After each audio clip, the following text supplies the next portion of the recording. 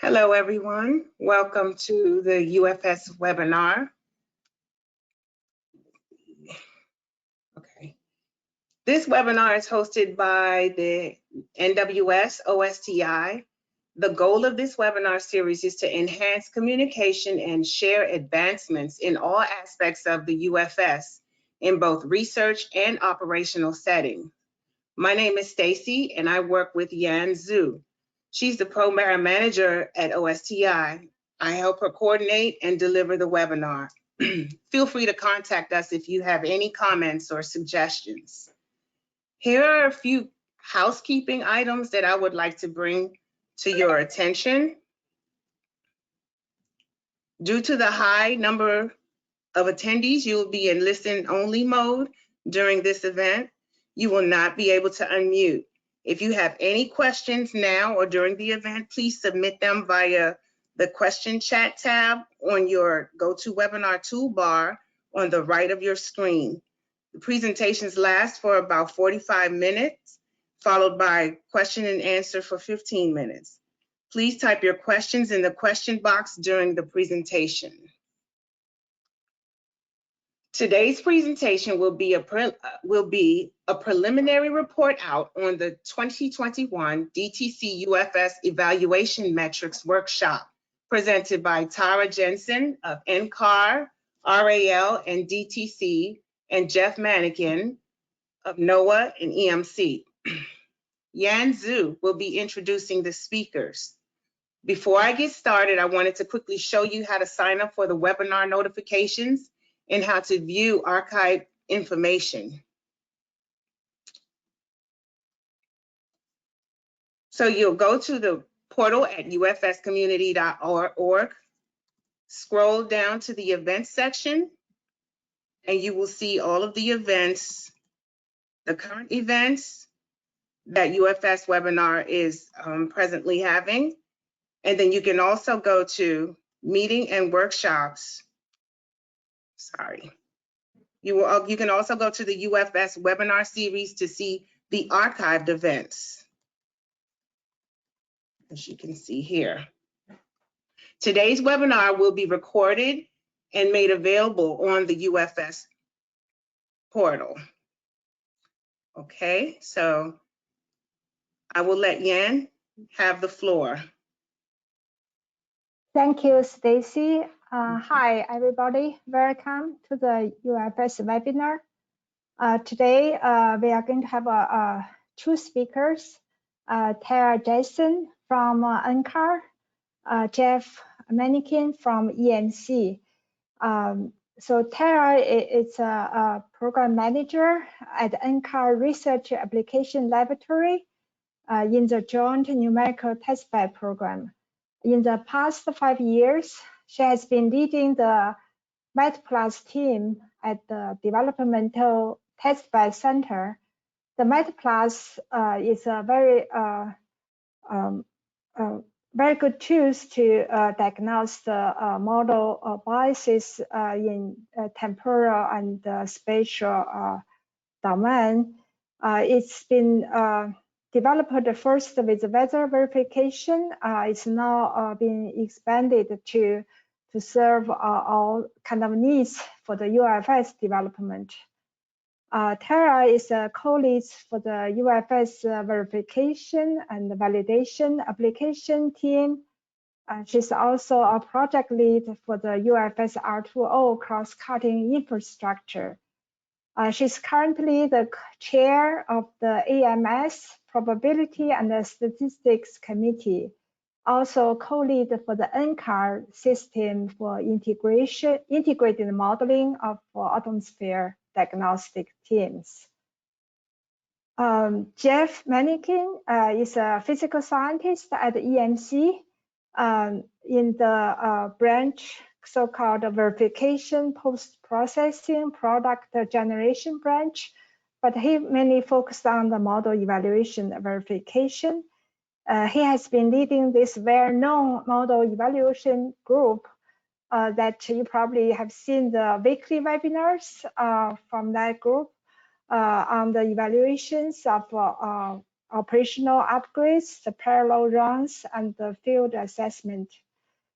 Jeff serves as a co-lead for the UFS verification and validation application team with Tara. Both of them play the fundamental, instrumental roles in the organizing this workshop, matrix workshops, which is a follow-on from the 2018 the DTC UFS matrix workshop.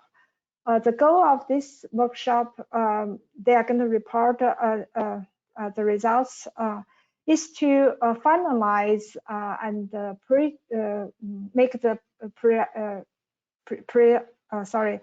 finalize the key matrices that can be applied in the evaluating the final products for the user community, and also evaluating the research advancements that can guide their transition from research to operations, so-called gate review process. So before the workshop, they also conduct a series of pre-workshop surveys to get the community inputs. So today they are going to present both the survey results as well as the consensus funding from the workshop. Okay, I give the floor to Tara and Jeff. Thank you.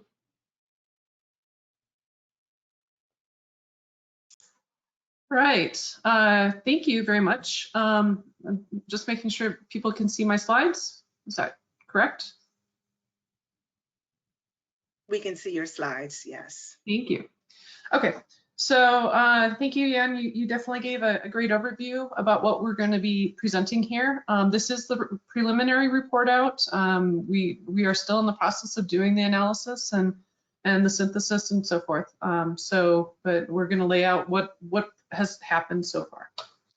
So first off, there we go. You know, why do we need metrics? You know, why do we need to finalize a set of metrics to use? The most critical part of it is having reproducible and documented methods for evidence-based decision making. And when we're thinking about metrics, you know, we need to think about several different things, including identifying the goals of the verification and the questions to be answered. So that's part of what this workshop was trying to address. Identify and collect the observations and characterize the uncertainty in those observations. That's something that this workshop did not necessarily completely address. Certainly not the collection of the observations. We did attempt to identify which observations were best suited for what we're doing. Specify the type of forecasts and type of observations and how they should be matched. So that's things like interpolation methods and you know, if there's climatologies included, we did ask about those as well. Identify multiple verification attributes that can provide answers to the questions. So that's probably looking at not just one statistical measure of a field, but of its skill, but you know, thinking about it from several different perspectives. And then identifying a standard for comparison to provide, you know, the ability to measure whether there is improvement or not. Once again, that's either looking at persistence, climatology, or some kind of reference model. The other part of this metrics workshop, which has been in discussion within the UFS community for at least 6 months now, and actually for many years prior to that, but we're finally starting to, you know, come to a consensus on what it looks like, is the research to operation stages and gates. And at the beginning of the workshop, Hendrik Tallman gave a presentation about you know, the stages and gates. This is my interpretation of what he presented. But basically, you know, you're going from ideation or, you know, that theoretical idea of how to improve the system. That's depicted by the blocks. Then you're kind of exploring, making sure that, you know, your idea of how to improve does actually provide some improvement, then you need to demonstrate that that capability is something that is not only going to provide improvement, but also fit, within the computational resources that are needed, at least within, some estimate of error. And then typically then things are handed over to the operational centers for their evaluation and looking at it as a potential candidate to move into operations. And then there's, the final phase of moving into operations. So in between each one of these phases, there are gates.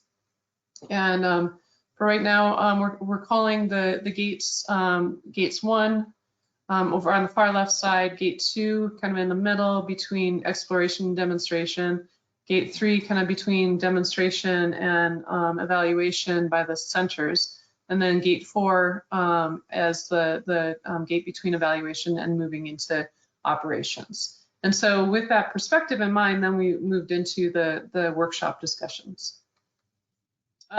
As Jan mentioned, our starting point was the 2018 metrics workshop. It was actually a test plan and metrics workshop. So we tried to look at both aspects of, developing the plans for evaluating candidates to move into operations.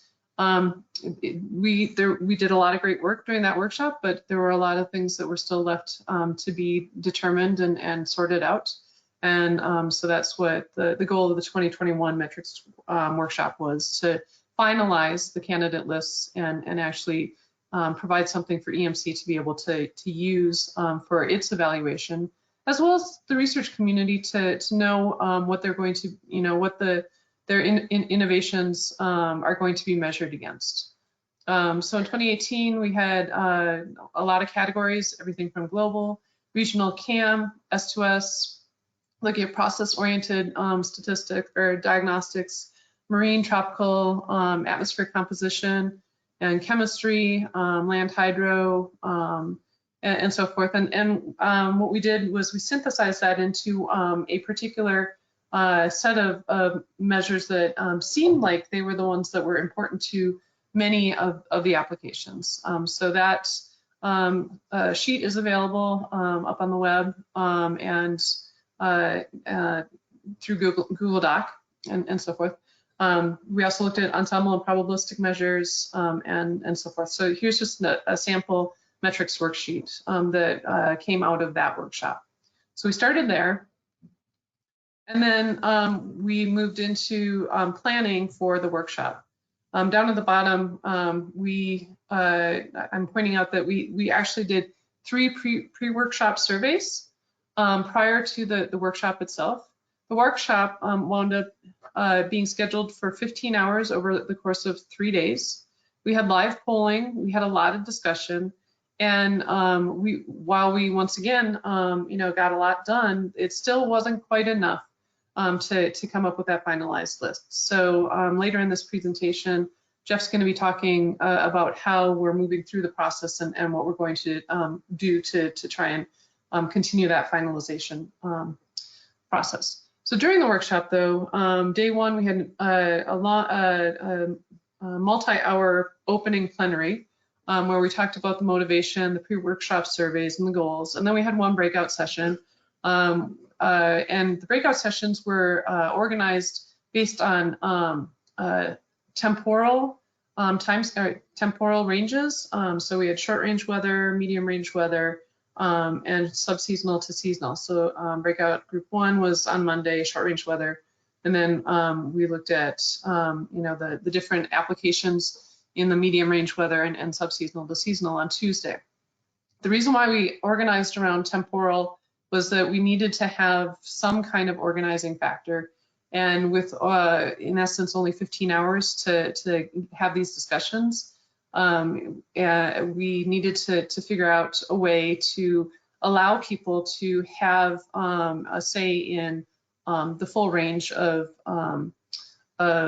prediction, all the way from short range to subseasonal and seasonal, but also allow them to jump between applications. So there's never an ideal way to organize. This is the way we chose to organize, and it seemed to work out pretty well.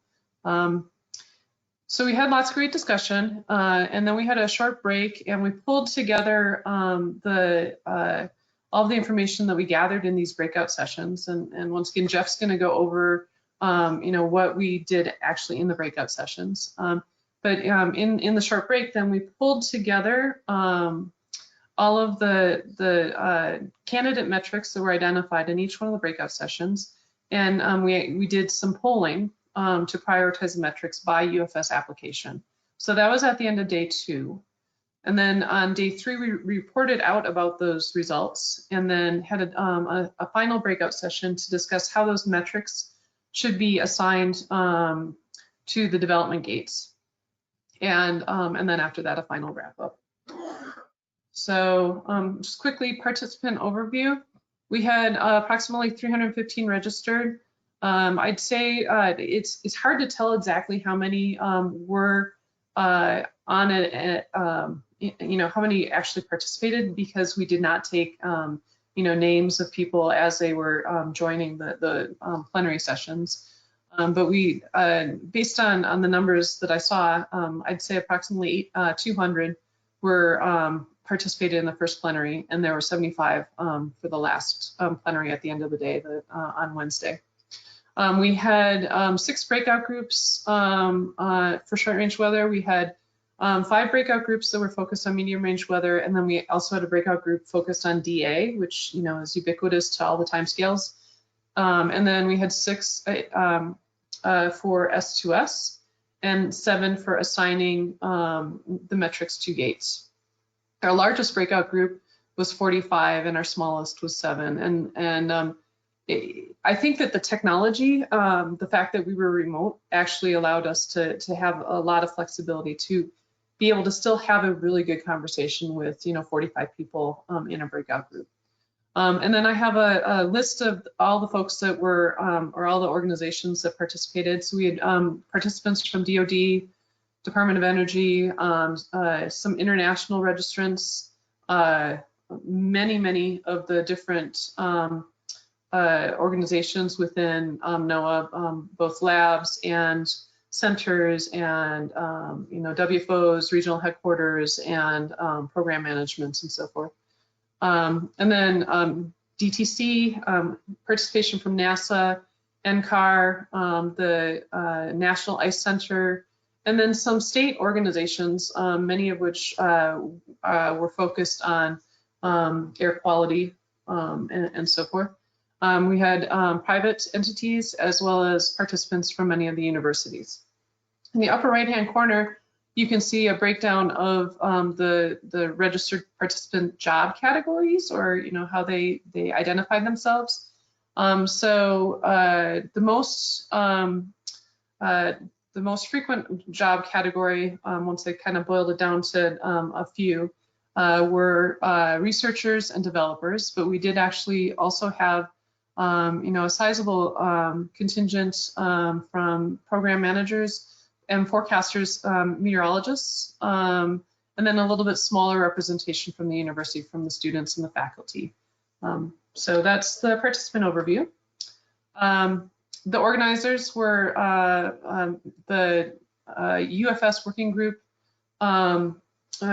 chairs, as well as some of the volunteers from the UFS verification and validation application, cross-cutting application team. And so just listing out our organizers, and then we had heavy contributions also from EMC, and then quite a sizable amount of folks that helped us with the breakout. And then our DTC administrative support and UCAR multimedia services made this a really great event, I think. It was funded by the UFS R2O project and hosted by the DTC. So thanks to all those that provided that support.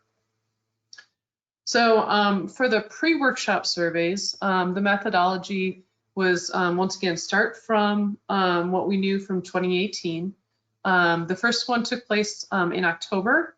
It was focused on the working groups defined by the UFS. So that was short range weather, medium range weather, S2S, air quality, atmospheric composition, coastal, hurricane, marine, and cryosphere, and space weather. And we also integrated in some subject matter expertise. We had people, you know, doing some test surveys before we provided it to the entire population. And here you can just see that, you know, there were a lot of different folks that participated in Survey 1. Down at the bottom, you can see an example of the kind of analytics that we were receiving through Google Forms as far as, you know, the answers to the questions. Survey 2 took place in mid-December through mid-January because it was over the holiday timeframe. We took the fields given in Survey 1, especially the top ranking fields in Survey 1, and you know, tried to delve into the specifics of those fields. We changed up the organization because we were asking different questions. We were trying to get at things like, you know, what heights or layers are important for a particular field for evaluation purposes, you know, how frequently we need to be looking at those fields, and other temporal attributes. And so over on the left-hand side, you can see just some examples of questions that were included in the surveys. And then Survey 3, that is where we really dug into the metrics. And these surveys wound up being a lot longer because we were trying to get a sense of, now that we know the fields and we know the levels and temporal attributes of things, then we wanted to know, you know, what statistics people are typically using right now and feel are the best measures, what kind of thresholds and what kind of verification regions we should be looking at, as well as, you know, what types of observations are the best to be included in the final metrics. What we found was that there was one complication, that the subject matter experts in different fields were not as familiar with verification and validation specifics as they were with their applications. And so we did get a fair amount of feedback that it would have been better to have, you know, at least some more information about each one of the statistics and so forth. We did have a link to a WMO-based website that had a description of the statistics, but I think somewhere in there that got a little bit lost. The good thing is, though, we had the workshop to do the real work, and the surveys were just intended to help us, you know, drive the conversation at the workshop. So when we got into the workshop, we used a technology called Slido to do polling. And one question that we asked on a break in between that I found to be fairly interesting, the answers to it were, what do you think is the most important issue to consider when defining metrics? So this word cloud, then, you know, the size of the objects, or the size of the words indicate, you know, how frequently a particular answer was submitted, as well as then, you know, the colors kind of indicate frequency as well. Interestingly, observation availability was considered to be one of the driving forces when defining metrics, and so that just, you know, brings up the fact that, you know, it's a two-sided issue. There's not only looking at the simulations, but it's also making sure that you have something to use for evaluation. Additional ones are, you know, making sure that you're using consistent methods, that the measures that you're looking at are meaningful and applicable and clear to interpret, easy to interpret, and so forth. So just an interesting takeaway. And then the breakout groups themselves on, so Monday, Tuesday, and Wednesday, we have breakout groups, as I already specified.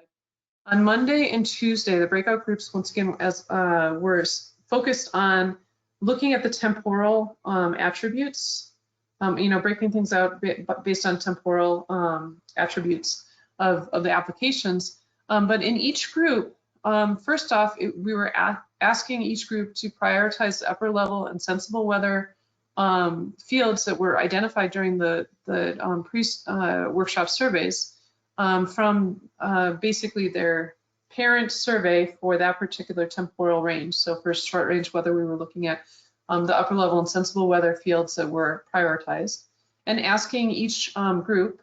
So for example, on Monday, looking at talking to the group about air quality and composition, and hurricane as a separate entity, and marine, coastal, and cryosphere kind of grouped together because they have, an affinity. Land and hydro, space and aviation, and then high impact weather. So we asked each one of those groups 3 questions using the Slido technology to gain a sense of which of the upper level and sensible weather fields and metrics were important to their particular application.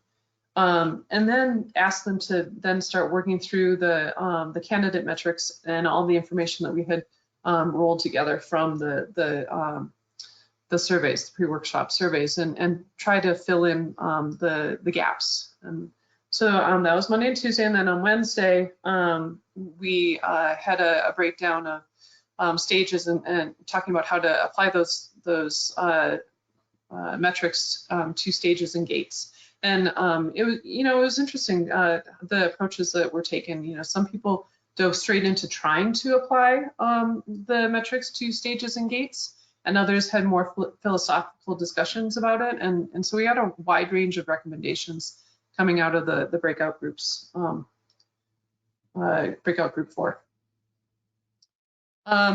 So here's the example of the common questions that were asked across all of the different breakout groups. This, once again, is the example of short range weather. And so the question is, please indicate which prioritized short range weather pressure level fields are important for high impact weather prediction on short range weather timescales. And then, same thing for sensible weather.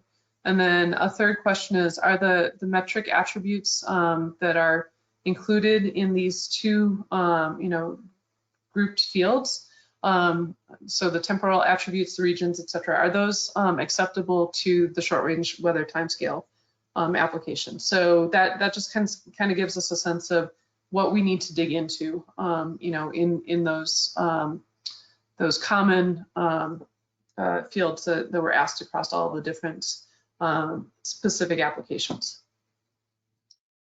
Okay, so then on Tuesday, as I mentioned, we did the candidate application metrics polling in the afternoon and into the evening.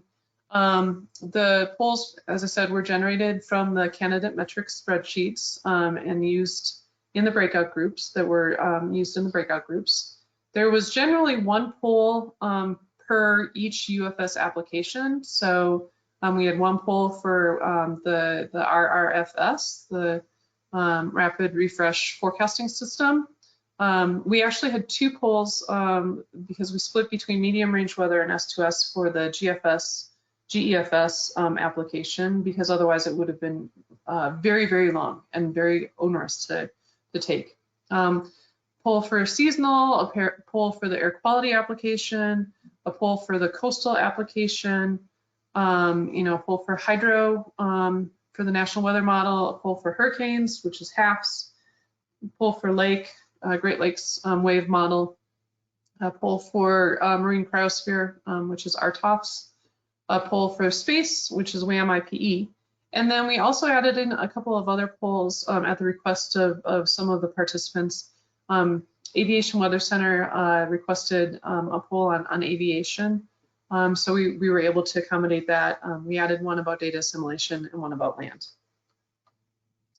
And here's an example of what the polling looked like. This is the one for data assimilation. So you can see the correspondence between the question, and you had to prioritize each one of the items, and then it came out with this prioritized list. So that kind of gives you a general sense of how the workshop, was developed and how we, gathered the data. At this point, I'm going to hand it over to Jeff so that he can talk about the synthesis a little bit. Yeah, thanks so much, Tara. We're going to talk now about some of the data synthesis, and we're going to focus more on the approach to the data synthesis, as it's still an ongoing process. And I think our goal is at some point to have a session with all of the workshop attendees to do a full a comprehensive review of results. But just to give an idea of what the process involved, there are 3 phases to the data synthesis. And when we got to the stage where we had 3 rounds of surveys completed, we had data for each UFS application covering the fields, the metrics, the temporal attributes, key thresholds, regions, validation source, and verification approach. And the first phase was done actually prior to the workshop, and that involved creating worksheets with all of the data aggregated from each of the surveys and gaps identified to serve as a starting point for the breakout sessions. Phase 2 of the synthesis was during the workshop, and that involved updating the aggregated data to account for the changes made and new fields added during the workshop breakout sessions so that we could move on then to the workshop voting. And then phase 3, which is post-workshop, involved reorganizing the aggregated data to match the voting results. And I'll also talk a little bit about in phase 3, besides just taking the pure voting results, we made some efforts to provide alternate rankings of prioritized metrics to represent the needs of smaller but very important groups of customers and developers. Next, please. So just to show here, and you probably saw some of these in the breakout groups, but this is what our worksheets look like before the workshop. And again, we had one of these for each UFS application, and we build a worksheet for each application. And the first tab would contain a compilation of data from each round of the surveys. And this example here is for the hurricane application metrics. No way to fit the entire spreadsheet on here without using the tiniest of all letters, but you can see just a snapshot here of it where we have, it's a pretty wide spreadsheet because we have fields, levels, deterministic, ensemble, and probabilistic metrics, temporal attributes, notable thresholds, regions, verification, approach, and validation source, climatology source if needed, spatial matching info, and then columns to fill in later on whether the statistic is available in MetPlus and whether MetPlus can support the file format, and then some comments for the breakout group leads to on how to organize the discussions. Next. And what you notice is there's a decent amount of orange and gray shading in the boxes there. And the way we color coded the spreadsheets to try and make it as easy as possible for the leads of the breakout sessions to run the discussion was anything that was in orange was something where the voting from the surveys was extremely close, and we thought that some more discussion, maybe in a potentially larger group, could help resolve some close votes there. And gray indicated that for whatever reason, the necessary information for that box was not obtained from the surveys, and again, needed to be addressed in the breakout groups. Next, please. So what we did was post breakout group data, and it was a pretty heck of a scramble after the breakout groups because we didn't have a lot of time between some of the breakout groups and the polling session. So we had to go through the information in the breakout groups, anything that was changed, and map it back on to the aggregate worksheets. Again, a little bit of a scramble during the workshop, but what we did here was we used red to denote anything that was changed or resolved in the breakout groups. You can see there any of the boxes that have red text indicates that an item was resolved. In the far left column, the field, if that was red, that indicated that a new field was recommended in the breakout groups. And we generally honored that. We tried to keep the amount of new fields low because we wanted to honor the survey process, but we did add a few new fields, to each of the worksheets. Next, please. So just here, I'm going to show some of the examples here of the live polling, and Tara already showed one. But every field that was listed on the aggregate spreadsheet following the breakout sessions was added to the Slido poll for that application. And again, we got a full ranking for each survey. And here's the MRW, and you can see a ranking there of 1 to 44. And if we go to the next, please, next I have the space weather application. Again, I'm not, time doesn't allow us to show every set of voting results here. We will certainly make the full set available soon. But again, just some snapshots here of what some of the voting looked like, and apologies if we didn't include your application here. But again, just showing how that went. And next, please. Next, we have the marine cryosphere voting. The marine cryosphere was a little tricky, as the longer range UFS plans had this application being absorbed by the medium range weather application. So we kept this survey separate, but we ended up adding in some additional marine cryosphere elements to the MRW survey. As we get closer to the point where the MRW application does absorb the marine cryosphere, we're certainly going to have to come back and revisit this. Next, please. I think we have here is the air quality and atmospheric composition. Same thing, no surprise there to see ozone and some of the small particulate matter listed near the top. And next, please. Finally, here, just going to show a seasonal.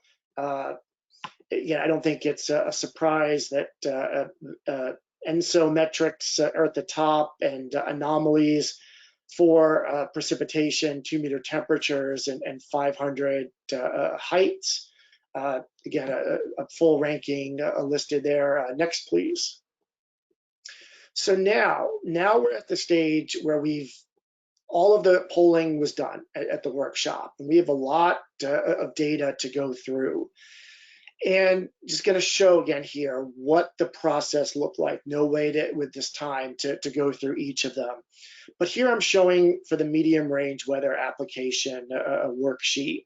And what we did is we had all the entries with all that information following the breakout groups in no particular order. Now here, and if you click, we'll see a circle. We've added a column now where we've rearranged the worksheet based on the ranking from the polls. So the highest ranked fields are listed at the top: precipitation, 2-meter temperature, 10-meter winds. Next, please. And then we somewhat arbitrarily, but we just want to do some rough attempt to divide the metrics and the rankings into different tiers. And we're not totally sure exactly how many tiers there should be. So for now, we roughly divided things by thirds to loosely represent potential different gateways in the Arduino development process. And the initial generation of these tiers was based on the pure absolute survey ranking. We've taken there the 46 metrics for the MRW application, and we've effectively divided them into thirds. But you'll note that it's the top tier is pretty heavy on the upper level and surface and sensible weather fields, and certain categories of fields ended up kind of consistently near the bottom. And next, please, to show exactly what that looks like.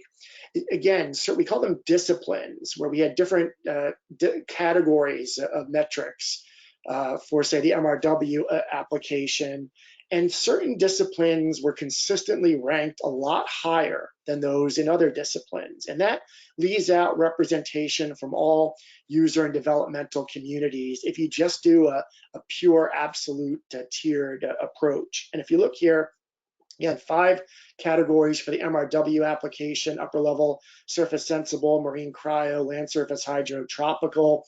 And then if you do one more click, please, just to show here, this is the number of metrics in tier 1 and tier 2, and it's clearly dominated by upper level, surface sensible weather and tropical. Marine cryosphere, of the 7 metrics only one made the top tier, one made the second tier. For land surface hydro, 11 potential metrics, 0 in the top tier, 1 in the second tier. And the mean rating there in the second column from the right makes that pretty clear that there was clear favoring of certain disciplines. So next, please. What we tried is we tried some alternate approaches to the tiered metrics. And this one here, this was the one that was best received during V&V working group meetings. And what we did was we required that each discipline or category be represented in each tier. So if a discipline was not represented in a tier, the highest ranked field from that category was moved up in the rankings.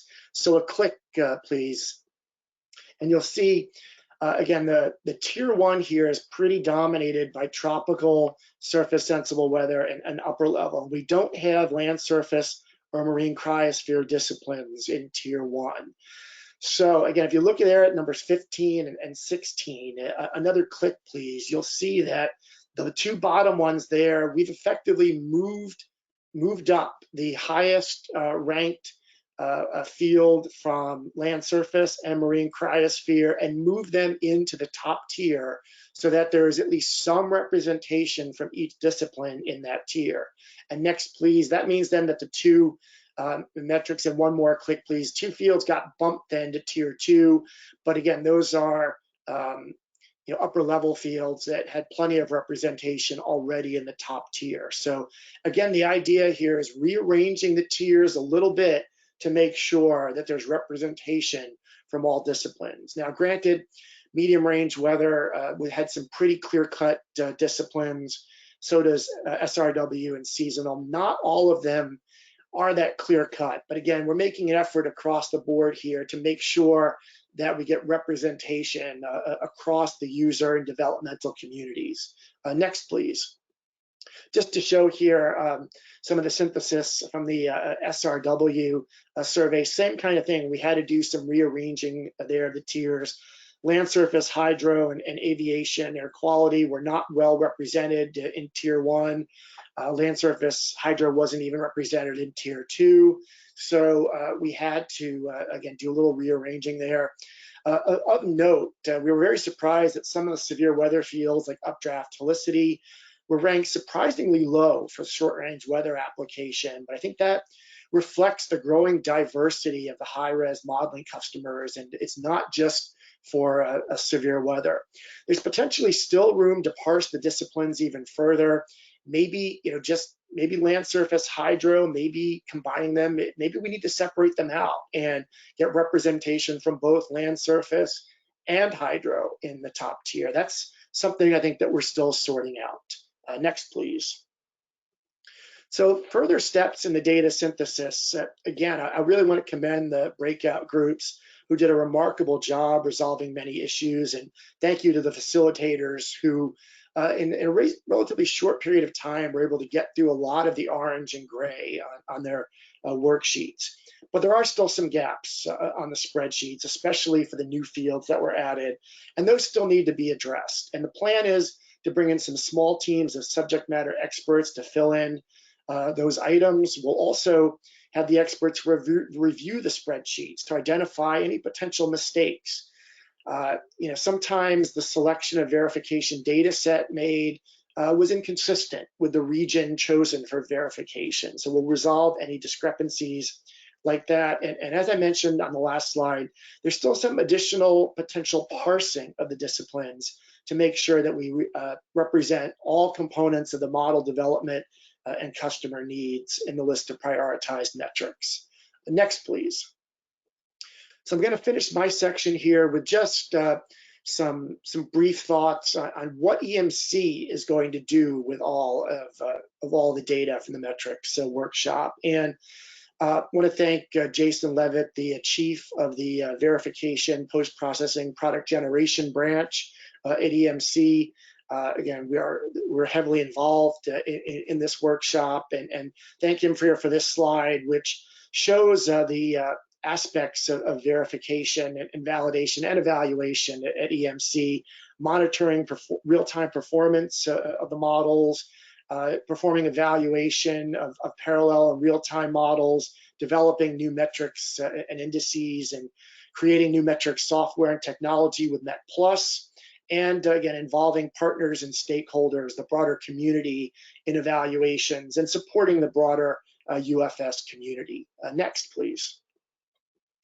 So it's not as so new anymore, but last year we rolled out a new EMC verification web page, and thanks especially to the efforts of Alicia Bentley in our branch, who helped design this new template. It's a one-stop shopping site for all EMC verification images. The URL is listed kind of top center. EMC verification before this was a bit of a mess, to be blunt, with stats scattered across multiple web pages, an infinite amount of tables. This is a one-stop shopping site, easy to say, with common plotting tools and standards. It's not fully populated yet, and we have some reorganization to do around UFS applications, but it's in pretty good shape, and there's a lot more images and organization to come. Next, please. So EMC is planning to build an operational EMC verification system called the EVS. And this is part of our transition from in-house custom software to having all of our verification being performed using the community-based MET+ code. And the EVS is going to produce real-time stats and graphics for that website that we talked about. It's going to allow EMC to share and use a community code, and it's going to be organized around UFS application or the particular models that fill those slots. So next, please. The rainbow diagram here, again, I won't go through this too much, but it basically, for those who haven't seen it, it shows how the production suite is going to be consolidated and evolve over the years ahead, where, again, on the far right, you can see we end up with a workable amount of applications where we start with so many models on the left side. And again, we want to have verification available for each of the UFS applications. Next, please. So this is a schematic, and I want to thank Jason Levitt and my verification colleagues, Logan Dawson and Alicia Bentley, for their work on this. But this is a evolving schematic here of how the EVS is going to be organized, and it's still a work in process. But again, we're organizing it around applications. We have a few extra things in there, like what we call headline or most used scores, and we'll do some verification of various analyses. But for the most part, this is organized around UFS applications, which gives EMC the critical flexibility to easily swap models in and out as the production suite contracts and evolves. Next, please. And I think this is my last slide here. Our plans, so how does all that data we got from the workshop fit in here with the planning for the EVS? Well, very simply, the lists of prioritized metrics will be used to build version 1 of the EVS. We're going to work with the MET team to identify gaps in the code so that any missing metrics or issues with the ability of the MET code to read and process an observational data set can be resolved. And besides using the prioritized metrics to build the EVS, we will use those prioritized lists to generate test plans for formal evaluations of future upgrades of UFS components. And I believe that is the end of the EMC section. So yeah, Tara, I will pass it back to you.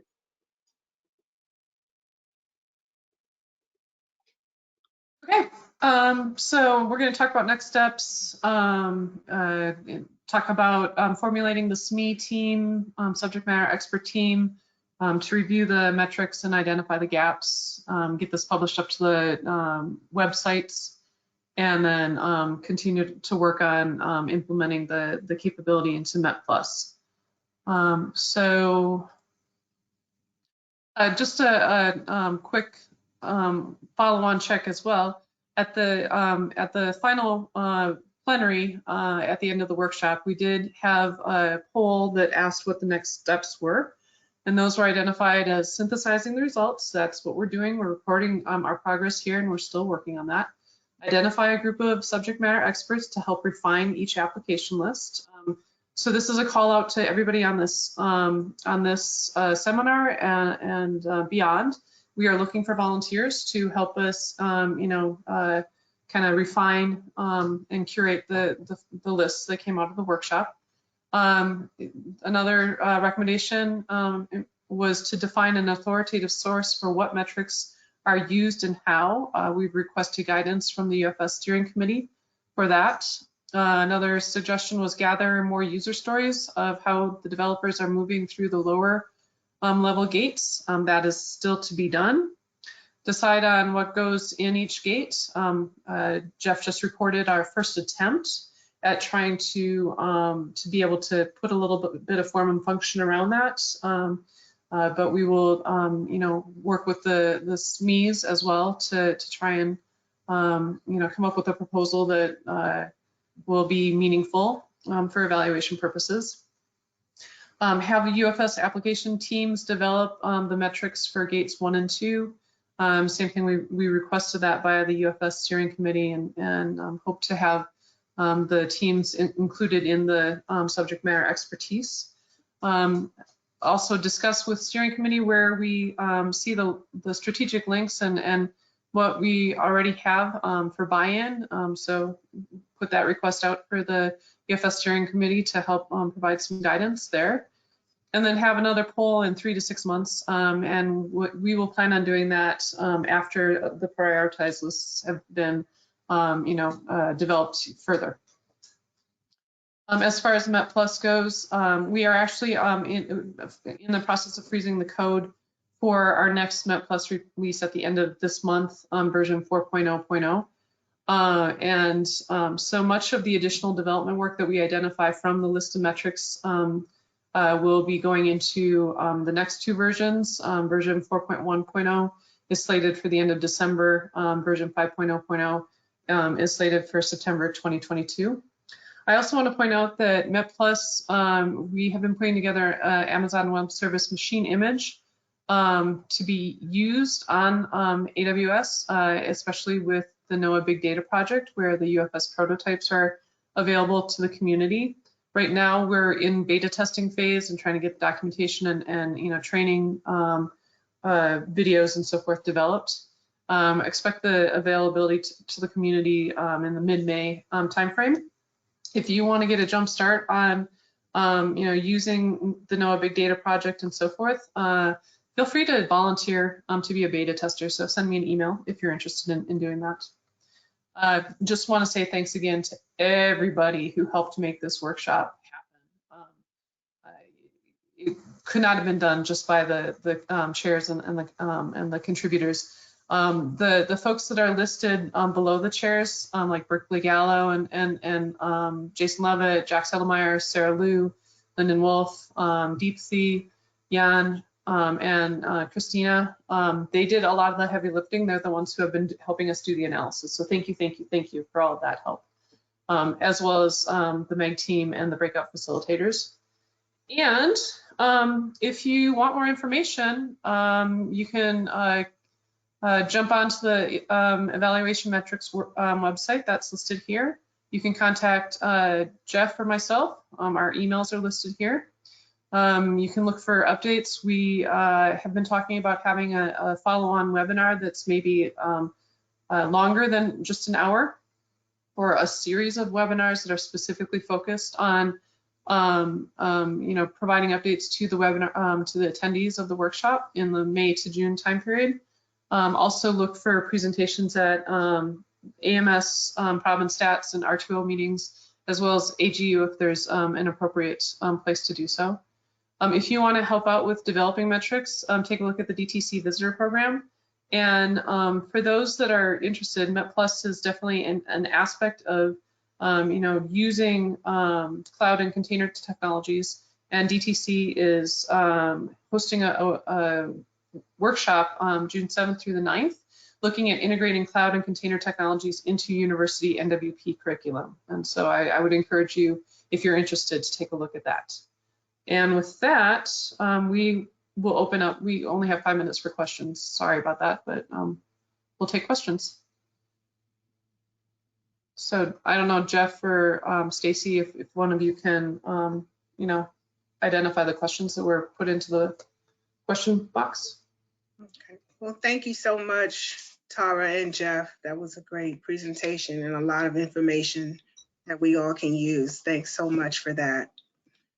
I don't see any questions in the question box or panel. If anyone has any questions, please type them in, and Tara and Jeff will be able to answer them for you.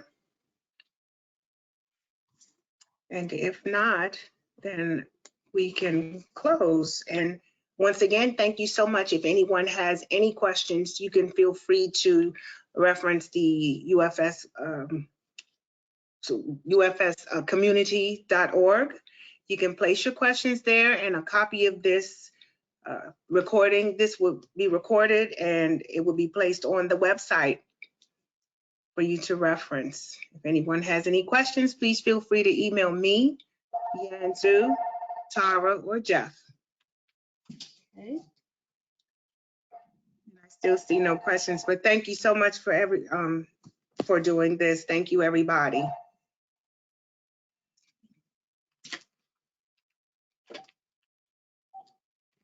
Thank you. Okay. Great.